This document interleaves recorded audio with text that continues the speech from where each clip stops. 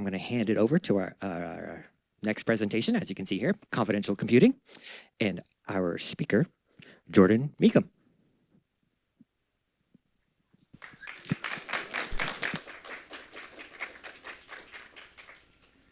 All right. Hey, everybody. We're going to talk about confidential computing today.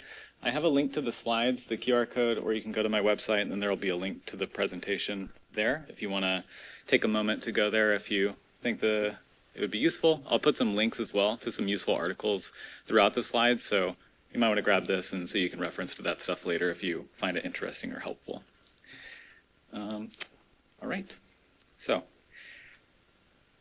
actually, let me adjust this thing here a little bit. Okay. So normally when you send data to a server, you have no idea what actually happens to it.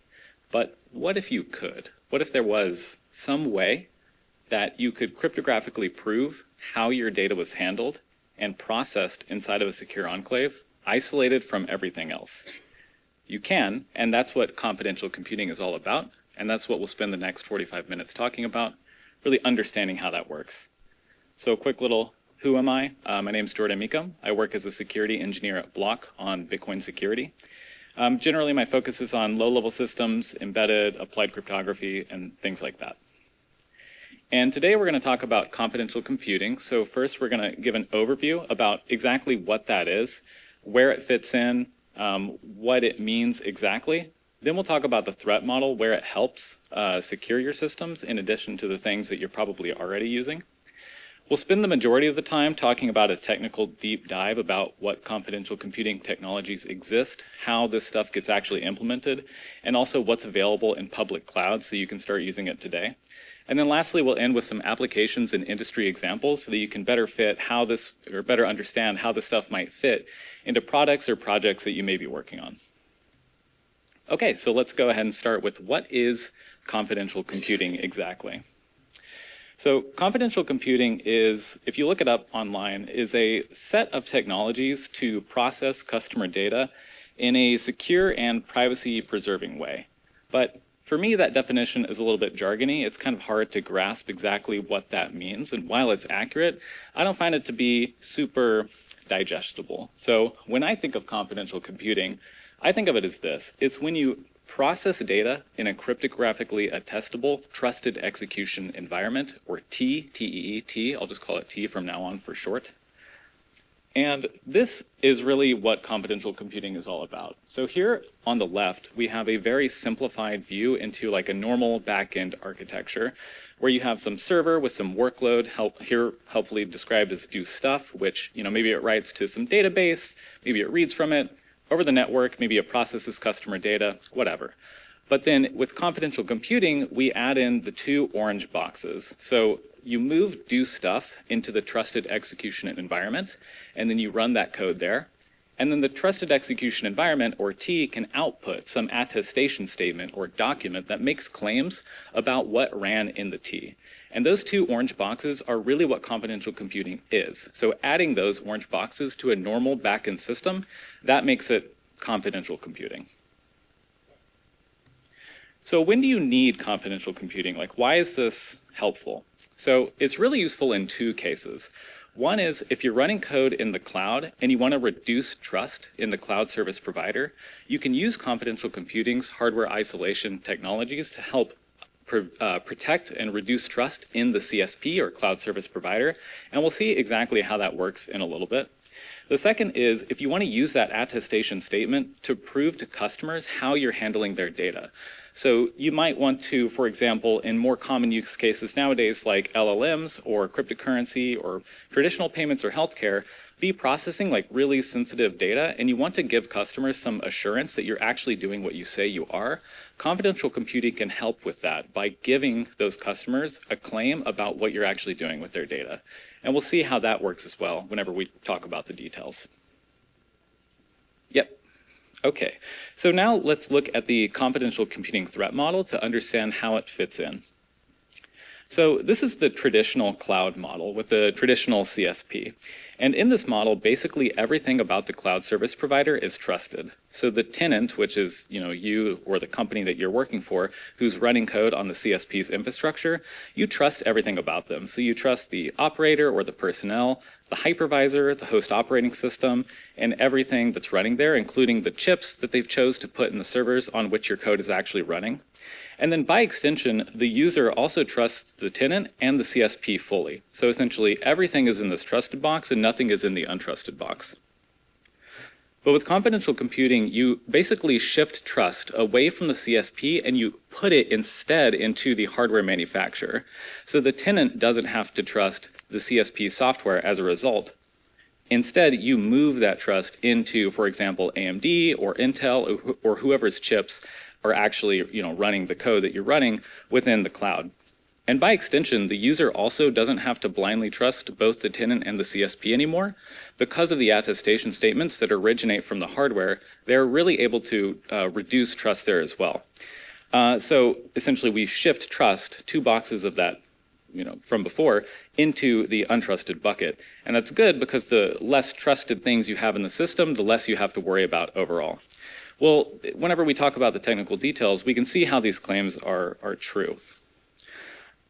Okay, and for an informal threat model of when confidential computing actually fits in, basically it's useful when you are processing customer data in use. So like when your code is actually doing stuff with customer data in RAM, in registers, that's when confidential computing is relevant.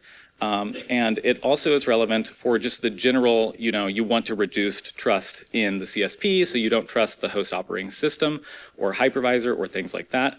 That's where confidential computing helps mitigate. But it doesn't help against, many other things. So it makes no claims about data at rest. You still have to do data at rest encryption yourself. It makes no claims about how data gets into your network or into your system over the network. It makes no claims about availability guarantees. So the CSP could, of course, just pull the plug and you wouldn't be able to do anything about that. And then lastly, you can, of course, write application vulnerabilities, and side channel attacks are also still a concern. So it helps, of course, but you still have to use all of the other things that you're already using, TLS, database encryption, and all kinds of things like that. Okay, so now that we understand kind of what the definition of confidential computing is, where it sort of fits in, what the informal threat model is, let's look at the building blocks that make up any system that is confidential computing to kind of really understand how the stuff works. So again, confidential computing is when you have a cryptographically attestable key. And so let's break down those 2 parts, remote attestation and trusted execution environments. And we'll start first with keys. So a key is just a hardware isolated place to run code. That's really all it is. And keys are really common in mobile phones, so you might have heard of like iOS's Secure Enclave, perhaps TrustZone, ARM TrustZone, or maybe Android Strongbox. These are all examples of keys that are available in mobile platforms today. But keys are kind of less common on the server, but confidential computing is really that use case where keys start to become more and more relevant on the server. Generally, there's kind of 3 different architectural ways to approach building a key and actually getting that hardware isolation. So the one on the left is when you have totally separate systems. So you have the T and you have the SoC or system on a chip, which would be like the main CPU, the main thing, the main processor essentially. And in this model, the T is a separate chip from the main SoC. And so they're different chips on the printed circuit board and they talk to each other over some comms channel. This is the most clear and obvious form of separation. Of course, if the SoC is compromised, there's no immediate compromise of the T in that model. But it's also expensive. It's literally another chip, and it's also not as fast, so it's not so common. The middle one is much more common, and it's kind of what we see now in many cases, which is where the T is a coprocessor within the same silicon die, but it's a separate CPU from the main SoC. This is really the example that we're going to see for all of the instantiations of confidential computing that I'll talk about in a little bit. And the last one isn't really common in the server case, but it is common in mobile and embedded. This is the ARM TrustZone model, which is where you just have one processor, but you essentially introduce another privilege separation level, similar to kernel and user mode separation. There's the secure world and the insecure world. And so you kind of have, you kind of have this 4 different regions that you can separate into. I just want to highlight, though, that T's are not magic. Just because you put your code in a T doesn't mean that security vulnerabilities go away. Your code is just as exploitable as it was inside the T outside, or outside of the T inside. And so any issues, any breaches, for example, in CI/CD, any bad third-party dependencies, or any bugs that could lead to remote code execution can all affect code within your T. It's just a sandboxing mechanism, really nothing more than that. Okay, now let's take a look at remote attestation. So remote attestation is when you verify the authenticity and integrity of the code running within a T, and then you create some attestation report or statement or document, these are all interchangeably used terms, which a third party can verify. So this is the general remote attestation model that you'll see with essentially any system that implements this. And essentially there are four main components. So at the top we have the T in which the workload is running. This is the isolation guarantee that you get. And then you have the attester, which is the combination of hardware and software which cryptographically measures or hashes the workload that's running within the T at a specific point in time. The attester then outputs some signed attestation statement, which somebody can verify. The attester, I want to note, has like a unique private key provisioned within it that will chain up using like normal PKI kind of certificates that anyone can check the chain of trust for. And then the verifier will look at the attestation report and verify it if it meets their policy. And so the verifier's policy can be different depending on what the exact goals you're trying to meet are. But for example, a pretty common policy that you might implement within your verifier is you look at the attestation statement, you make sure it's signed appropriately with, for example, some private key that chains back up to AMD's root of trust for secure processors, for example, for this purpose. And then also you make sure that the hash of the code of the workload that's in that attestation statement matches some pinned hash that you trust. So that would be an example of like what a verifier would do. And then the verifier would output yes or no based off if that report meets the policy that it implements. And then lastly, you have the relying party, which is the thing that ultimately consumes the output of the verifier and then does stuff based off that output of that verification. I want to note that the verifier and relying party can be the same piece of code. They don't have to be different. In a lot of systems, they are different for various reasons, so I separate them here for generality. Now there's this term that comes up a lot with confidential computing, which is this term called a key broker, and I want to just go ahead and note it here. So essentially, confidential computing requires remote attestation to prove that certain code ran. That's what we just saw. But the environment that verifies the attestation statement can't be the same one that produced it, because then you would have like a circular trust problem. So you need some separate service that verifies the attestation, and then in many cases what it does as a result is it provisions keys into that place. And so this system, it's often called a key broker. So if you look this stuff up afterwards, you'll probably see that term, and that's what it means. The other thing I want to note is this idea of reproducibility, which is really important to get the guarantees that I've been talking about so far, where a third party can verify your code. Because for a third party to meaningfully assess your attestation statement that you output, the code which measured has to be open source so that somebody can look at it and be sure that it's doing what they think it should be doing. And then it has to be reproducible so that they can build it, get the same hash that went into the attestation statement, and then if they do, then they can be sure, once they get a signed attestation statement, that some piece of code is running that they think should be running, and they know it's running in some kind of environment that has been attested to by some system. And then that's how you get overall the remote attestation kind of guarantee that you're looking for. Okay, so if we put it all together, you have a T which protects against untrusted system components, and that includes the CSP's code. And again, we'll see a little bit more details on how exactly that works in a second. The verifier can check an attestation statement, and then that gives them assurance that some expected piece of code is running within a T. So you have data isolation, And you don't have to put blind trust into the server anymore because you can verify these attestation statements.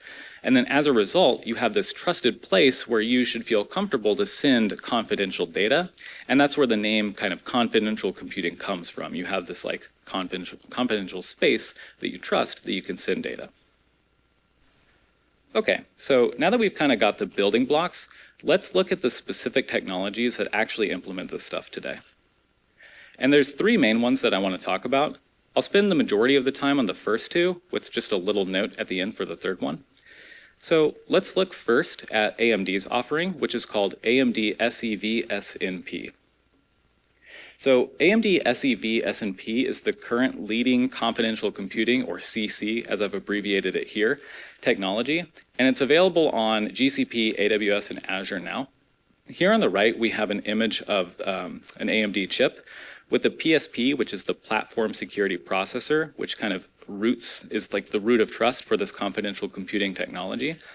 It's also called the security processor or secure processor. It's kind of the newer name, and so I'll refer to it as that. And so the PSP or SP implements that middle diagram from before, where you have the trusted execution environment within the overall system on a chip.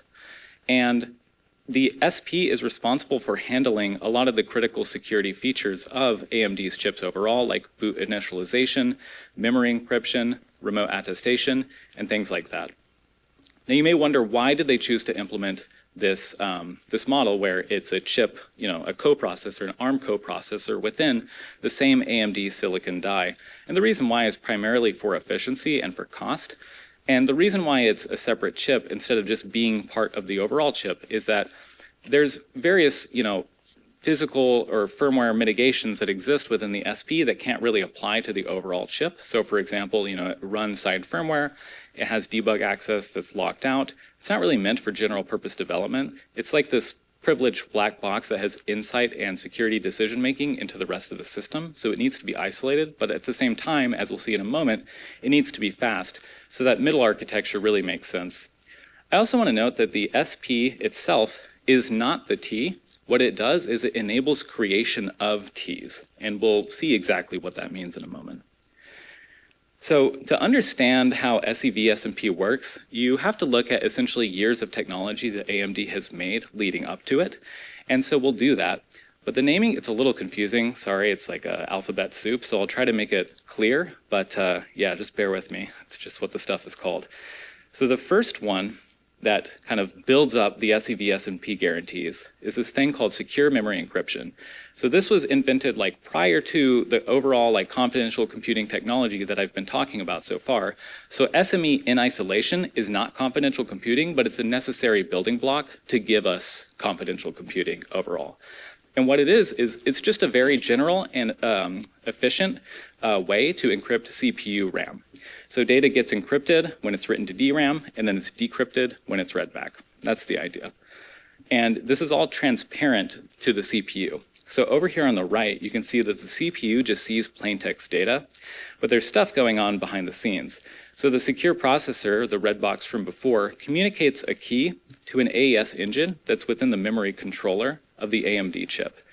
And the memory controller optionally encrypts data when it writes it to DRAM and decrypts it when it reads it back. And it's optional because the encryption happens at the page table level. So with SME enabled, there's this additional bit called the C bit, or confidential bit, which determines if you should encrypt that page of memory. And if it's set to 1, then it will, and if it's set to 0, then it won't. So you can kind of optionally enable it. Okay, so SME uses a cipher mode that's pretty interesting. It's called XEX, or XTS is also supported. It's basically the same thing, so we'll just look at XEX for this. And so this is the diagram that implements XEX. But before we dig into that, you might be wondering, like, why would they use XEX instead of just using like AES GCM or something that's used in a lot of other settings that is perfectly fine for that? And the reason why really comes down to efficiency. So GCM requires that you have a separate IV or nonce per operation, which is not efficient, and we don't want to carry that state around for DRAM, which is like really high efficiency hardware that has like a lot of throughput demands. And so GCM isn't really suitable. But at the same time, it does provide an important security mitigation, which is that if you don't, if you basically use no mode AES ECB, then your plaintext blocks are going to encrypt to the same ciphertext block. And so we want to mitigate that because that would reveal structural patterns in the data, but we don't want to have an IV. And so that reason is why we use XEX, which gives us that guarantee. And so the way XEX works is we introduce this concept of a tweak, which is based off the physical address in memory where we're writing that plaintext. And so we take that the physical address and essentially XOR the plaintext that goes into the underlying block cipher, in this case AES, before we write it, which means that if you write the same plaintext to different locations in memory, it's going to result in a different ciphertext. This is also very efficient because if you note, there's no linkages between the different blocks, which means you can implement this all in parallel, which is important for DRAM where speed is essentially the most critical thing. You may wonder why there's like a second XOR there at the bottom. So the first XOR at the top, that's what gives you that guarantee where you have different mappings for the same plaintext under a different physical address. But the necessity for the second XOR is not quite as clear. There's a few reasons, but the reason that matters the most for our purposes is, again, efficiency. The second XOR makes it so that encryption and decryption are symmetric operations. So you can use the same hardware to implement both encryption and decryption. Okay, so SME-ES is secure memory encryption with encrypted state, and it's a very natural extension of SME, which is what we just saw, where instead of just encrypting DRAM, you encrypt CPU registers additionally when the system sleeps or hibernates. We don't really have enough time to talk about the details of how that's implemented or anything, but just know that that's what's used going forward. It's like a strict enhancement of SME, and that is what SEV uses, which is what we'll look at now. So SEV is secure encrypted virtualization, which combines SME-ES with AMD's virtualization technology called AMD-V, which gives us the ability to encrypt virtual machines. And this, combined with the fact that SEV implements remote attestation, gives us that confidential computing model that we've been building up to. So the way it works, the idea is that SEV essentially gives you a unique key per VM. And so with SME before, we basically just had one key, but the extension is that now every VM is tagged, all the data and code for each VM has this ID that's associated to it within the secure processor that for that key that gets communicated to the AES engine in the memory controller. And then every VM has its pages encrypted with a key that belongs to just it. So like VM A has the key A, VM B, key B, and so on. And so VMs can't see each other's memory, and then the hypervisor can't see the VM's memory either, because recall that that key is not a key that's communicated to the CPU. So there's not any code that's running on the CPU that can just look at that key or try to use it. It only exists between the memory controller and the secure processor. So with SEV, we have essentially VMs that are confidential to each other and confidential to the hypervisor. But do note there is one, you sometimes need to communicate cross VM or with the hypervisor, so you can still have secure memory encryption in that scenario. There's just another key, kind of like a global key that's not pictured here, that you can use for that purpose. And it's up to the VM to essentially mark its pages as confidential just to itself, or encrypted, but with that global key. And so the hypervisor, it could try to read the contents of the VM, but it wouldn't be able to. It would get like either a fault or it would get just garbage because it doesn't have the key associated with its code. And so it wouldn't get the right key to actually decrypt the contents of the VM. Okay, SEV also implements attestation, which looks very similar to what we saw previously. Essentially, you have the secure processor, which measures both the guest VM's memory contents at launch, along with various platform configuration about the system, which includes things like the secure processor's firmware, the chip ID, what settings are enabled, like is SEV enabled at this point in time or not, for example, and things like that. And then the secure processor has a private key provisioned onto it, unique to it, that chains back up to AMD's root. And then it signs that attestation statement along with all those measurements within it, and then it gives that attestation report up to the verifier, which in this case is the guest VM, who can then verify it or forward it along to some other entity if it wants to. Okay, so there is one issue though with SEV, which is there is a lack of integrity. So there's nothing in the system and nothing that I described so far that gives guest VM integrity, which means the hypervisor can tamper with guest memory, remap it, and so on, which is a pretty obvious problem, and that's why SEV SNP exists. So this is SEV with secure nested paging, which just essentially replaces SEV. It fixes that problem. And this was introduced in 2020, so this is, relatively recent. So basically, there are two features I want to note about SEV SNP. The first one fixes that integrity problem, and it's called the RMP, or reverse map table. Basically, it's a new CPU data structure that associates the owner of each 4K page of memory. So the ownership could be, the AMD SP, could be the hypervisor, or it could be a particular VM. And then it just enforces that only the owner of that page can write to it.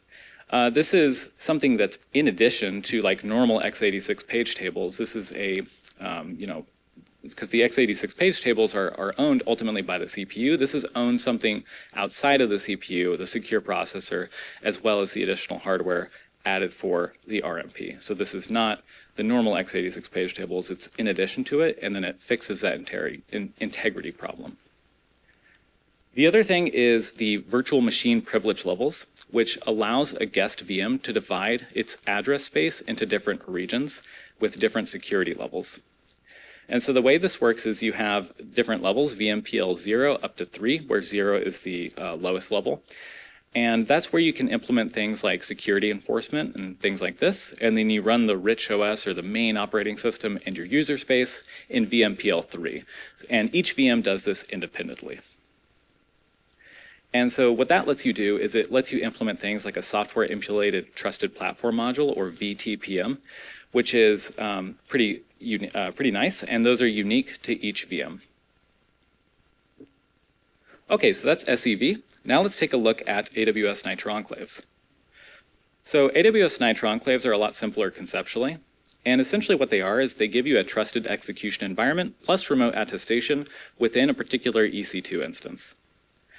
And I want to take a moment to note something about the Nitro Enclave trust model, because it's a little bit different from the AMD SEV one, as well as the Intel one, which we'll see in a second. So while Nitro Enclaves do implement confidential computing's two main components of a trusted execution environment plus remote attestation, the trust model is a little bit different because AWS is ultimately the one who is implementing the hardware that backs the entire Nitro Enclave story. So you're not really shifting trust into a different place because AWS is both the hardware vendor and the cloud service provider. It's not quite the same as like AMD or Intel story. So while it's still a very useful feature, like gives you a lot of important guarantees and gives you a confidential computing story, it is slightly different. So if that's important to you, just keep that in mind. So the way AWS Nitro Enclaves work is you have your EC2 instance, which gets divided into two chunks, essentially. You have the host or parent EC2 instance, which is running the normal user space and probably Linux kernel. But you have a carved out region, which is the enclave, which doesn't have persistent storage, and it also doesn't have network access. And then that communicates with the parent over a VSOC.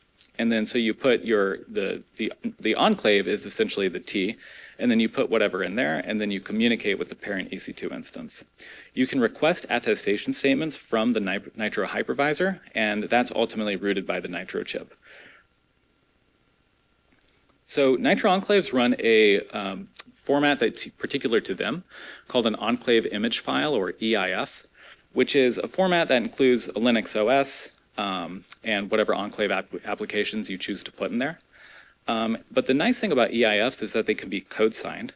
So this lets you put the code hash and the signing certificate and signature inside the attestation statement. So instead of just getting a hash of a particular piece of code running at that point in time, your attestation statement can include just like a normal code signing signature and certificate, which lets a verifier have a bit more flexibility when it comes to its policy because if you recall before, we imagined a verifier who would just look at a particular code hash and make sure the attestation statement was signed and it matched something that it pinned.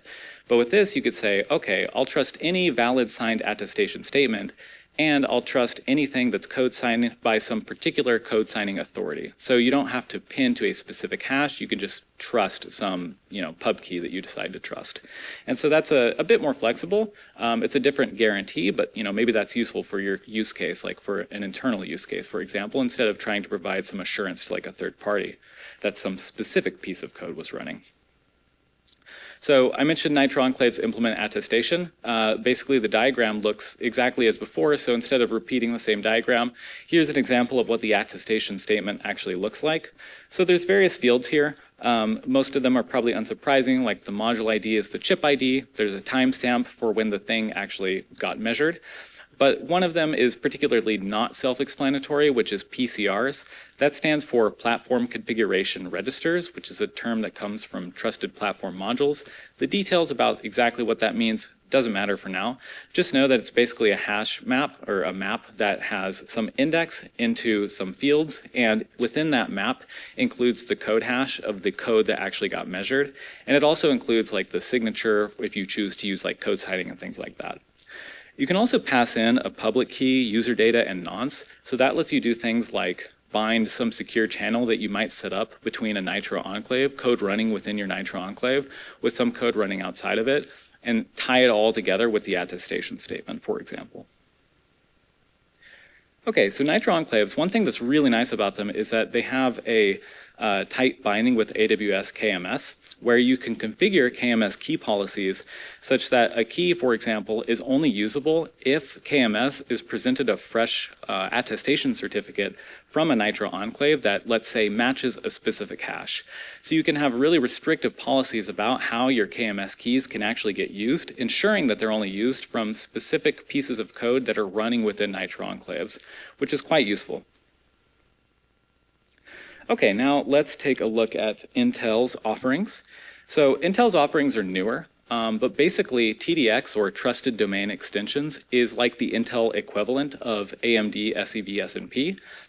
It's a little bit newer. Similar to AMD's offering, it's built off years of technology, with SGX sort of being the foundation of that. I don't really have enough time to go into the details of this, but just know that while there is offerings on public clouds for TDX, it's not quite as robust as SEV-SNP. In 2024, I believe it was September of 2024, Google announced support, and then in January of 2024, Azure announced support for TDX, and AWS doesn't have support for TDX yet. Okay, so let's look at confidential computing offerings in the public cloud. So what is there right now today? So AWS, of course, has Nitro enclaves, which are unique to AWS. They're quite easy to work with. They have very solid documentation, and there's some really good third-party documentation by Trail of Bits that if you're going to work with Nitro enclaves, I really encourage you to check out. The EIF tooling I found to be a little bit lacking when trying to work with it. I built some tools and some kind of like wrapper libraries to assist with that if you want to try using those. But again, I want to highlight that Nitro enclaves compared to the other technologies, SEV-SNP and TDX, are like really ready to use and quite easy to start building with. So AWS does offer SEV-SNP as well, but they don't have a lot of like infrastructure around it to make it easy to build on top of compared to GCP and Azure. And you might wonder, why would AWS offer both Nitro enclaves and SEV-SNP? And the reason why, I mean, there are various reasons why. Like one is, for example, the trust model between the two are different, as we noted earlier. The second is that Nitro enclaves they don't have network access. So if you run code in a Nitro enclave, you probably have to write your code specific to that Nitro enclave. It's unlikely that you would be able to just lift and shift some workload that you're already running, like some web server, for example, and put it in a Nitro enclave. Like, you're going to have to change your code. Whereas with SEV-SNP, it doesn't have that restriction, so you could plausibly do that. And so if that's what you need or if that's what you want, then it would be more suitable for that kind of use case. Okay, so GCP doesn't have anything like Nitro enclaves. Instead, they have this thing called confidential VMs, which are basically like they're managed or they're wrapped offering around SEV-SMP and also Intel TDX. The support for SEV-SMP is better. They also have something built on top of confidential VMs called confidential spaces, which is a particular use case in mind where you have multiple parties who want to submit data to some place and then not expose it to each other, but collaborate still. And so confidential spaces is meant to make that particular use case easier to do. Azure also has an offering called confidential VMs, and it's basically the same as GCP's. It's built on top of the same stuff, SEV-SMP, as well as Intel TDX. The thing to note about Azure is that they were actually first to market with a lot of this stuff. And so you might find that they have more documentation. There's more discussion online about Azure's offerings in particular. So keep that in mind. There's also a bunch of really nice open source projects built around this stuff, and they're being actively developed on. These are things to either make it easier to actually deploy this stuff or to write code that runs within trusted execution environments. So the first one, Enclaver, is essentially like a wrapper around everything that I've talked about so far that's really just designed to make it easier for you to build a confidential computing-based system without having to worry about the super low-level details as much. Quorum OS by Turnkey is something that is designed to allow you to build a trusted execution environment application a little bit easier, let's say. And then the third example is basically a minimal example of getting code working on an AWS Nitro Enclave. So if you want to try that out, you can and base it off that as a template, and it should get you up and running quite quickly. The last thing I want to note is Google's Project Oak is a really ambitious project that's within this confidential computing space. It's very cool. It's worth checking out. It's not something meant for like third parties to use, but if you think it's neat, then you may want to kind of see what they're doing. Okay, there's a couple of little nuances and subtleties with everything that I've talked about so far, and I just want to highlight those. So the first is this issue of guest VM firmware and how you actually verify that. So essentially, whenever you launch a guest VM, the initial code that's running is often called the guest VM firmware. And the VM firmware that's often used is called OVMF, or Open Virtual Machine Firmware. And in many cases in the public cloud offerings, the OVMF binary that's used in the guest VM isn't something that you provide. And in fact, it's also closed source.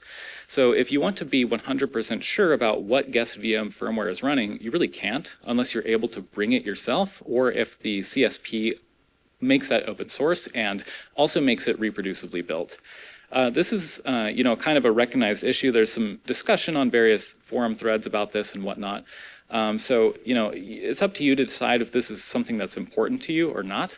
But I do want to note that I think on AWS, if you have a bare metal EC2 instance, I believe it's possible to bring your own OVMF, but I haven't tried it myself, so I'm not sure if it will work, but I think it's possible.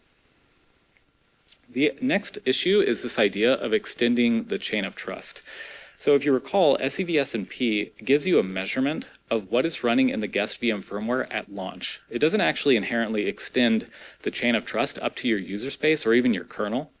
And so if you want to do that, you're going to have to modify some code as part of your boot sequence. And stock OVMF doesn't inherently do this.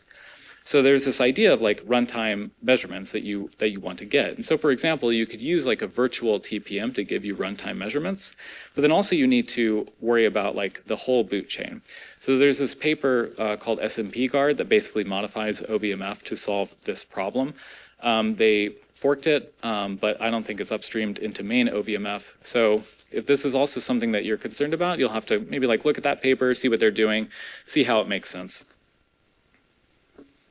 And then the third thing is also just the possibility of implementation flaws, which is something that exists in any system. So Google Project Zero and Google Cloud Security did a really good audit of SEV-SMP in 2022, and they found several issues. And this really just highlights that just because you moved trust assumptions around, that doesn't inherently make security issues go away. And we ultimately have to trust AMD or Intel or AWS to get these things right if we want the correct security assurances that we're looking for. Also on AWS Nitro Enclaves, there's this really good blog post that I encourage you to check out that highlights some of the nuances and subtleties with Nitro Enclaves. It's nothing, bad or anything, like nothing major to really call out, but, it just kind of, makes you understand how the system works a little bit better. Okay, with the remaining time, I want to talk a little bit about some applications and examples on how you might go about using these technologies. So some examples of products that are using confidential computing are with cryptocurrency. Block has a self-custody Bitcoin wallet called BitKey, which uses a Nitro Enclaves, and we'll look a little bit about exactly how that works in a moment. For password managers, 1Password recently had a blog post where they published how they were using confidential computing for enterprise reporting for password management. For machine learning, Apple, of course, has private cloud compute, and they have a bunch of really good technical documentation on how that works. It's really worth checking out. And then lastly, Stripe did a presentation at AWS reInvent 2023 where they co-presented along with Amazon on how they're using Nitro Enclaves for traditional payments. So these are all really good resources to check out to see how these companies are using this stuff. I'll talk a little bit more about BitKey because this is something I worked on, so I'm more familiar with exactly how this operates. The spinning thing here is the hardware part of the wallet. So BitKey, you don't really have to know how it works to understand the point I want to make. You just need to know that it's a Bitcoin wallet and it's a 2 of 3 multi-sig wallet. So that means you need a quorum of 2 of 3 signatures to move your Bitcoin. And the way it works is there's 3 parts. There's a key on the hardware, which is the thing you just saw. There's a key on the app. And then for our purposes, what we care about, there's a key on the server in a Nitro Enclave. And the way we manage this is there are basically 3 parts to know. So there's the CMK, or the customer managed key, which is kind of an AWS term, that sits within KMS that has a policy configured on it such that you can't use it unless you present it a valid attestation certificate that matches a specific code hash that we pin. And then the Nitro Enclave communicates with DynamoDB, which has 2 kinds of encrypted keys. It has wrapped DEX, or data encryption keys, which encrypt the other part, which is the actual customer Bitcoin transaction signing keys. And so if you want to acquire a customer's Bitcoin transaction signing key, what you would do is first you would need to present an attestation statement from the enclave to KMS with the right hash to actually acquire the CMK. And then you can talk with DynamoDB to get the DEC, which would be encrypted at that point, but then you can decrypt it. And then the DEC is a symmetric key, which would allow you to then decrypt the particular Bitcoin transaction signing key that you care about from DynamoDB and then sign a transaction within the Nitro Enclave. So it's a pretty normal way to use this kind of stuff, but it's a very powerful primitive that I think fits into a lot of different systems. Cool. So that's all I have. We have a couple minutes for questions. So thank you all.